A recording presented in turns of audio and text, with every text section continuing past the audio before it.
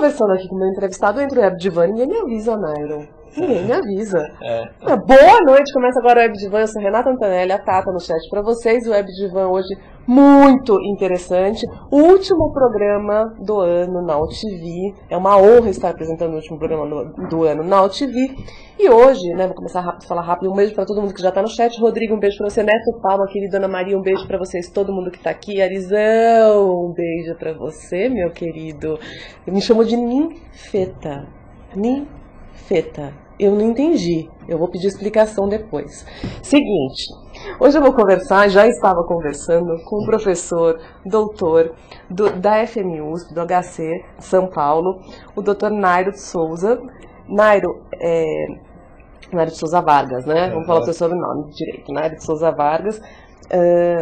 E o Nairo estava me contando que ontem ele recebeu uma homenagem, né, no HC, que se aposentou ontem, né? Ontem você se aposentou, Nairo? Saiu aposentadoria. Saiu aposentadoria? Mas você continua forçada, lá no HC? Porque antes de você completar 70 anos, a gente deve pedir aposentadoria, porque com 70 você cai na compulsória, né? Então a gente sai um pouquinho antes. Sai um pouquinho antes, né? Nairo, doutor, psiquiatra, também de lá, né, professor da psiquiatria.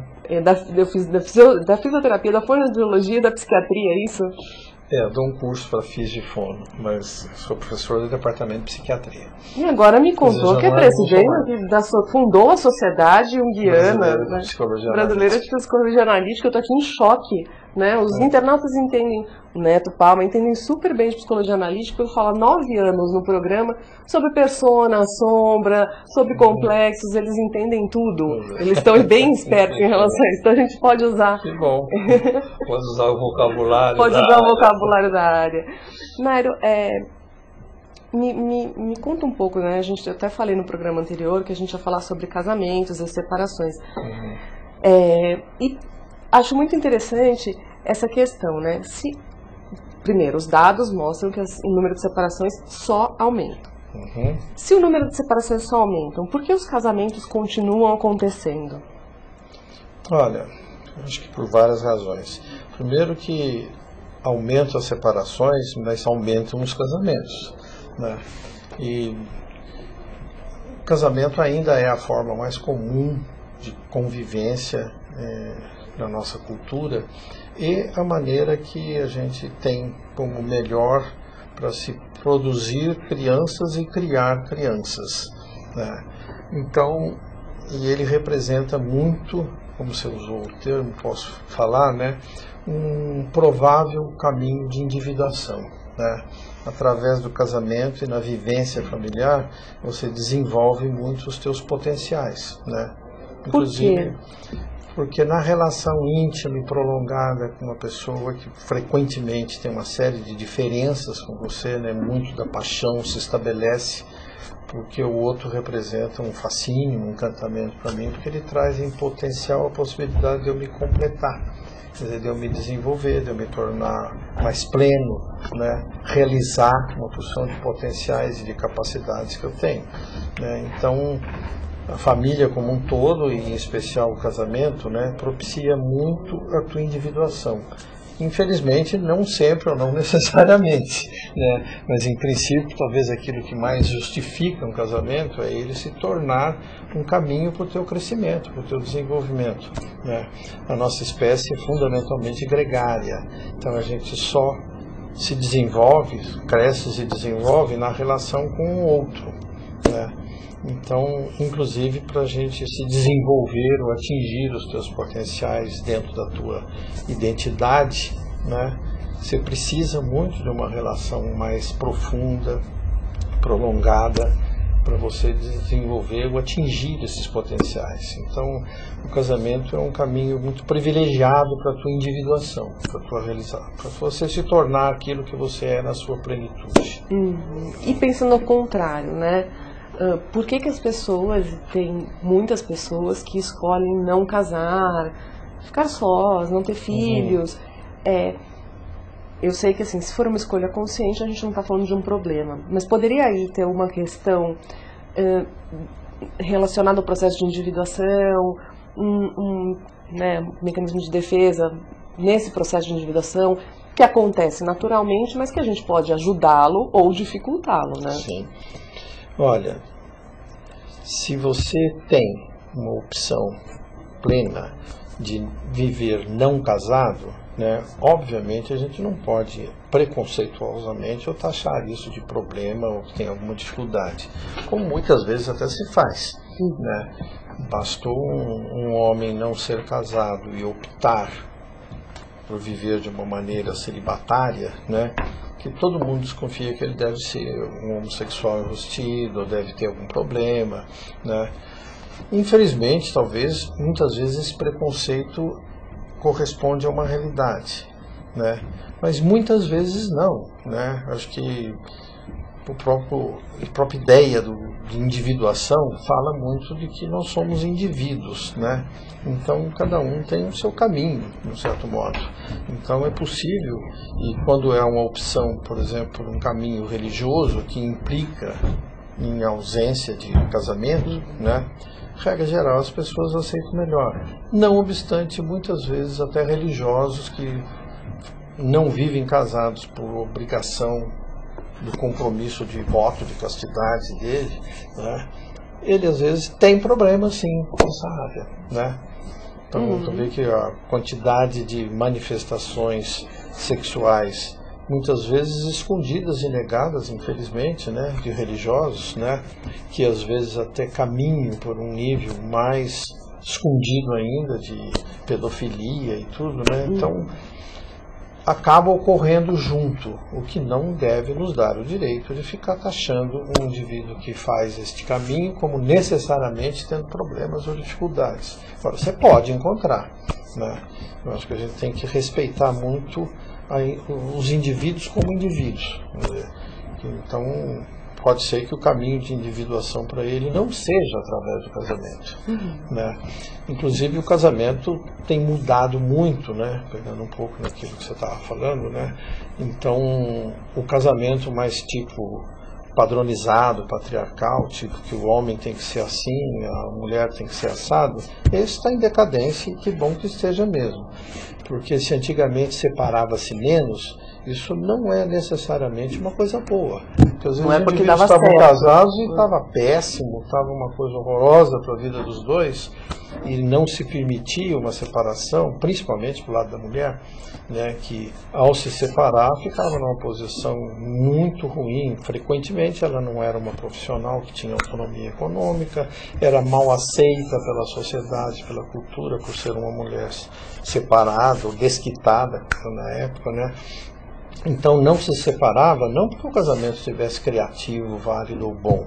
De verdade, às vezes não tinha aliança nenhuma entre eles, né? Mas não se separava porque não podia, não tinha muito espaço para isso, né? Hoje em dia você tem muito mais espaço para isso. A mulher realmente não fica mais submetida, né? Embora ainda tenham muitas que têm dificuldade de assumir isso, né? Mas então o que a gente tem hoje em dia, né, é um casamento cada vez mais assim válido e que dure enquanto for válido e for o melhor para os cônjuges e também para os filhos, porque é outro preconceito muito comum, né, de que a separação, que necessariamente é sofrida, é uma coisa muito difícil e realmente só se justifica se for a melhor solução para os cônjuges, né? E, consequentemente, também vai ser a melhor situação para os filhos, porque a história de que filhos de pais separados sofrem e têm problemas, muitas vezes tem sim, até porque não faz muito tempo filhos de pais separados eram muito discriminados. Hoje em dia não, porque até tem muitos, né? Mas a perspectiva assim, de um casal que se separa, hoje em dia é muito tranquila, no sentido de eles poderem reconstruir a vida conjugal deles. Então não é mais nenhum bicho de sete cabeças, né? Então, por isso se separa muito mais, né? Mas a ideia que fica assim, que o casamento hoje em dia está melhor do que no passado, né? Porque se ele tiver ruim, você separa, acaba, né? E aí você pode reconstruir tua vida de outra maneira, né? Apesar de que eu não sei, Naira, mas eu percebo principalmente em consultório de que as mulheres, elas ainda não encontraram muito esse jeito de Porque essa separação é muito mais comum, mas o que eu vejo é que as mulheres aceitam muito menos do que os homens essa condição, né? De separada? De separada. Até porque a cultura também é machista, aceita muito menos. É machista, é lógico, né? A cultura aceita muito menos. Então eu vejo que assim, as mulheres têm uma dificuldade, eu não sei se as mulheres da minha geração, mas as mulheres um pouco mais velhas, eu vejo que têm dificuldade de se reencontrar. Né, de se refazer com a ideia de que já não é mais uma pessoa casada, de, né, refazer a persona mesmo, e se refazer de uma forma geral, né, de uma forma total. E assim, eu não sei se isso teria alguma questão, porque já passou, né, da metanoia, já está no processo maior de individuação e não se reconhece, porque se reconheceu a vida toda como uma esposa. Não, esta mulher que realmente se restringiu o papel de esposa e mãe, essa tem uma dificuldade enorme de se separar, né? E maior ainda depois de refazer a vida dela. Ela fica realmente muito à margem, muito isolada. Né? Então, a necessidade desta mulher, por exemplo, se profissionalizar ou encontrar uma atividade significativa para ela na vida é fundamental, senão o mínimo que acontece é que ela vai grudar nos filhos e cuidar dos filhos, né? Que é o que muito acontece. Agora, como é que fica, né? A gente tem visto, e pelo menos assim, eu tenho lido muitas coisas aparecendo nos últimos anos sobre poliamor, né? Sobre as pessoas não poderiam ficar restritas a um casamento, que o casamento deveria ser mais aberto, que as pessoas deveriam, que seria, né, mais próprio do ser humano, estar com mais pessoas, seguir mais o desejo. Então, ter desejo de ficar com outras pessoas e ficar. Bom, isso não combina com uma relação de casamento como a gente construiu e como a gente conhece hoje. Parece que dentro da maioria dos contratos de casamento existe o contrato de fidelidade. Mas seria melhor para o ser humano se não houvesse a fidelidade? Olha, é uma pergunta que eu acho que a gente ainda não tem resposta. Né? Porque a fidelidade sexual, você está falando. Sexual. Né? Que é uma coisa assim, que é um valor muito grande na nossa cultura, nós que fomos criados dentro dessa perspectiva. O que a gente vê assim, é que, olha, casamento em que as pessoas tentaram um casamento mais aberto, quase sempre deu problema. Né? Porque é muito difícil, talvez em especial até para o homem, né, aceitar um envolvimento extraconjugal da esposa dele. Né? Então, a perspectiva de que às vezes é honestamente mútuo, frequentemente não é mútuo, né? Então, na nossa cultura, pelo menos, frequentemente existe uma proposta do homem eventualmente poder ter, né? Coisa que antigamente era quase que regra, né? E a mulher não, né? Então, que mas a mulher faz bem escondido, né? Tem. A mulher faz sempre escondido. Também fazia muito mais escondido. E, aliás, o que está mudando é que está aparecendo mais, que as mulheres estão fazendo mais. Né? Saber o quanto estão fazendo mais porque aparece mais, ou porque estão fazendo mais porque estão fazendo mesmo, né?